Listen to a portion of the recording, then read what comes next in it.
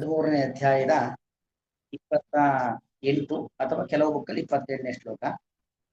ಭಗವಂತನ ಬಗ್ಗೆ ಭಗವಂತ ನಿರೂಪಣೆ ಮಾಡ್ತಾ ಇದ್ದಾನೆ. ತನ್ನ ಬಗ್ಗೆ ತಾನೇ ಆಟೋಬಯೋಗ್ರಫಿ, ಅವನ ಬಗ್ಗೆ ನಿರೂಪಣೆ ಮಾಡಿಕೊಳ್ತಾ ಇದ್ದಾನೆ. ಸಮಂ ಸರ್ವೇಷು ಭೂತೇಷು ತಿಷ್ಠಂತಂ ಪರಮೇಶ್ವರಂ ವಿನಶ್ಯತ್ಸ್ವ ವಿನಶ್ಯಂತಂ ಯಪಶ್ಯತಿ ಸಪಶ್ಯತಿ. ಸಮಂ ಸರ್ವೇಷು ಭೂತೇಷು ತಿಷ್ಠಂತಂ ಪರಮೇಶ್ವರಂ ವಿನಶ್ಯತ್ಸು ಅವಿನಶ್ಯಂತಂ ಯಪಶ್ಯತಿ ಸಪಶ್ಯತಿ. ಇಲ್ಲಿ ಒಂದು ದೇವರ ಬಗ್ಗಿನ ವಿಚಾರ, ಇನ್ನೊಂದು ತತ್ವಜ್ಞಾನಿ ಅನ್ನೋ ವಿಚಾರ, ಎರಡನ್ನ ಭಗವಂತ ಹೇಳ್ತಾ ಇದ್ದಾನೆ. ಭಗವಂತ ಅಂದ್ರೆ ಸರ್ವೇಷು ಭೂತೇಷು ಸಮಂ, ಎಲ್ಲರಲ್ಲೂ ಸಮಾನವಾಗಿ ಭಗವಂತ ಇದ್ದಾನೆ. ಕ್ಷೇತ್ರಜ್ಞಂ ಚಾಪಿ ಮಾಂ ವಿದ್ಧಿ ಸರ್ವಕ್ಷೇತ್ರೇಷು ಭಾರತ, ಹೀಗೆ ಬಂದದ್ದು ಮಾತು, ಅದರದ್ದೇ ವಿವರಣೆ ಇದು. ಭಗವಂತ ಎಲ್ಲರಲ್ಲೂ ಏಕರೂಪದಲ್ಲಿದ್ದಾನೆ. ಒಬ್ಬರಲ್ಲಿ ಕಡಿಮೆ, ಒಬ್ಬರಲ್ಲಿ ಜಾಸ್ತಿ ಅಂತಿಲ್ಲ. ವ್ಯಕ್ತಿಗಳಲ್ಲಿ ತಾರತಮ್ಯ ಇದೆ. ಒಬ್ಬ ಉತ್ತಮ, ಒಬ್ಬ ಅಧಮ, ಒಬ್ಬ ಮಧ್ಯಮ, ಈ ತರದೆಲ್ಲ ವ್ಯಕ್ತಿಗಳಲ್ಲಿ ತಾರತಮ್ಯ ಭಾವನೆ ಇದ್ದರೂ ಕೂಡ ವ್ಯಕ್ತಿಯ ಒಳಗಡೆ ಇರುವಂತ ಒಂದು ದಿವ್ಯವಾದ ಶಕ್ತಿ ಅದು ಒಂದೇ. ಸರ್ವೇಷು ಭೂತೇಷು ಸಮಂ. ಅವ ಎಷ್ಟೇ ದೊಡ್ಡ ವ್ಯಕ್ತಿಯಾಗಿರ್ಲಿ, ಎಷ್ಟೇ ಚಿಕ್ಕ ವ್ಯಕ್ತಿಯಾಗಿರ್ಲಿ, ಎಲ್ಲರಲ್ಲೂ ಭಗವಂತ ಸಮಾನವಾಗಿದ್ದಾನೆ. ಸರ್ವೇಷು ಭೂತೇಷು ಸಮಂ ತಿಷ್ಠಂತಂ ಪರಮೇಶ್ವರಂ, ಸಮಾನವಾಗಿ ಇರುವಂತ ಪರಮೇಶ್ವರ. ಇಂತಹ ಪರಮಾತ್ಮನನ್ನ ನಾವು ತಿಳ್ಕೊಳ್ಬೇಕು. ಹೇಗೆ ತಿಳ್ಕೊಳ್ಬೇಕು? ಅವನ ಶಕ್ತಿ ಎಂಥದ್ದು, ಸಾಮರ್ಥ್ಯ ಎಂಥದ್ದು ಅಂತ ಹೇಳಿದ್ರೆ, ಭೂತೇಷು ವಿನಶ್ಯತ್ಸು ಅವಿನಶ್ಯಂತಂ. ಭಗವಂತ ಎಲ್ಲರಲ್ಲೂ ಇದ್ದಾನೆ ಮತ್ತು ಭೂತೇಷು ವಿನಶ್ಯತ್ಸು, ಸತಿಸಪ್ತಮಿ ಅಂತಾರೆ.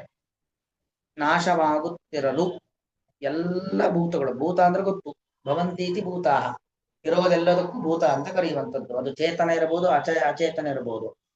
ಅಚೇತನಕ್ಕೆ ಪರಿಪೂರ್ಣವಾದ ನಾಶ, ಚೇತನಕ್ಕಾಗಬೇಕಾದ್ರೆ ಆತ್ಮನಾಶ ಇಲ್ಲ, ದೇಹನಾಶ ಆಗತ್ತೆ. ಹೀಗೆ ದೇಹನಾಶ ಆಗಲಿ ಅಥವಾ ಅಚೇತನ ಪದಾರ್ಥಗಳು ಸಂಪೂರ್ಣವಾಗಿ ನಾಶವಾದರೂ ಕೂಡ ಆ ಭಗವಂತ ಮಾತ್ರ ಅವಿನಶ್ಯಂತಂ. ಎಲ್ಲವೂ ನಾಶವಾದರೂ ಕೂಡ, ಉದಾಹರಣೆಗೆ ಯಾವುದೋ ಒಂದು ಪ್ರಾಚೀನ ಮಂದಿರ, ಅದರ ಪ್ರತಿಮೆ ಹಿಂದಿನ ಕಾಲದಲ್ಲಿ ಭಯೋತ್ಪಾದಕರ ದಾಳಿಯಿಂದಾಗಿ, ದೇಶ ವಿರೋಧಿ ಶಕ್ತಿಗಳ ಒಂದು ಸಂಸ್ಕೃತಿ ವಿರೋಧಿ ಶಕ್ತಿಗಳಿಂದಾಗಿ ಪ್ರತಿಮೆ ಹಾಳಾಗತ್ತೆ. ಪ್ರತಿಮೆ ಹಾಳಾಯಿತು, ಅದೊಂದು ಜಡ. ಆದರೆ ಪ್ರತಿಮೆ ಒಳಗೊಂದು ಶಕ್ತಿ ಇತ್ತಲ್ಲ, ಅದು ನಾಶ ಆಗೋದಿಲ್ಲ. ದೇವಸ್ಥಾನವೆಲ್ಲ ಹಾಳಾಯ್ತು ಅಂತ ನಾವು ಹೇಳಲಿಕ್ಕಿಲ್ವೇ ಇಲ್ಲ. ದೇವಸ್ಥಾನ ಹಾಳಾದ್ರೂ ಕೂಡ ಅದರ ಒಳಗಡೆ ಇರತಕ್ಕಂಥ ಒಂದು ದಿವ್ಯವಾದ ಶಕ್ತಿ ಎಂಬುವಂಥದ್ದು ನಾಶ ಆಗೋದೇ ಇಲ್ಲ. ವಿನಶ್ಯತ್ಸು ಅವಿನಶ್ಯಂತಂ. ಇಡೀ ಭೂತಗಳು, ಸಮಸ್ತ ಜಗತ್ತು ನಾಶವಾದರೂ ಕೂಡ ಭಗವಂತನಿಗೆ ನಾಶ ಇಲ್ಲವೇ ಇಲ್ಲ.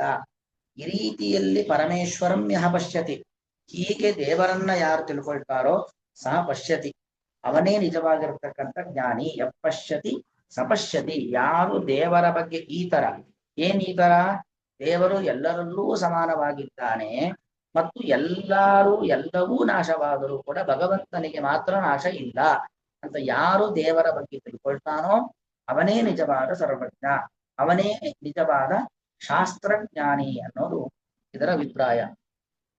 ಸರ್ವೇಷು ಭೂತೇಷು, ಎಲ್ಲ ವ್ಯಕ್ತಿಗಳಲ್ಲೂ ಮತ್ತು ಎಲ್ಲದರಲ್ಲೂ ಕೂಡ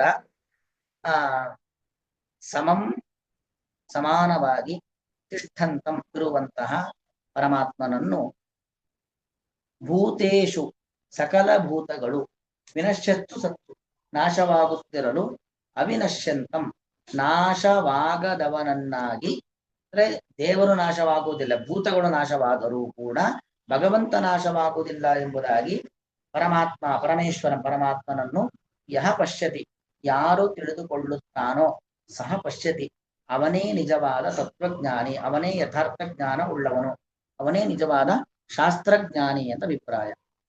ಸಮಂ ಸರ್ವೇಷು ಭೂತೇಷು ತಿಷ್ಠಂತಂ ಪರಮೇಶ್ವರಂ ವಿನಶ್ಯತ್ಸ್ವ ವಿನಶ್ಯಂತಂ ಯಪಶ್ಯತಿ ಸಪಶ್ಯತಿ. ಅಲ್ಲಿ ವಿನಶ್ಯತ್ಸು ಅವಿನಶ್ಯಂತಂ, ವಿನಶ್ಯತ್ಸು ಅವಿನಶ್ಯಂತಂ, ಅಲ್ಲಿ ಉಕಾರಕ್ಕೆ ವಕಾರ ಬಂದಿದೆ, ವಿನಶ್ಯತ್ತು ಊಗೆ ವಾ ಬಂದಿದೆ, ಎಣ್ಣು ಸಂಧಿ ಆಗಿದೆ. ಶ್ರೀಕೃಷ್ಣ.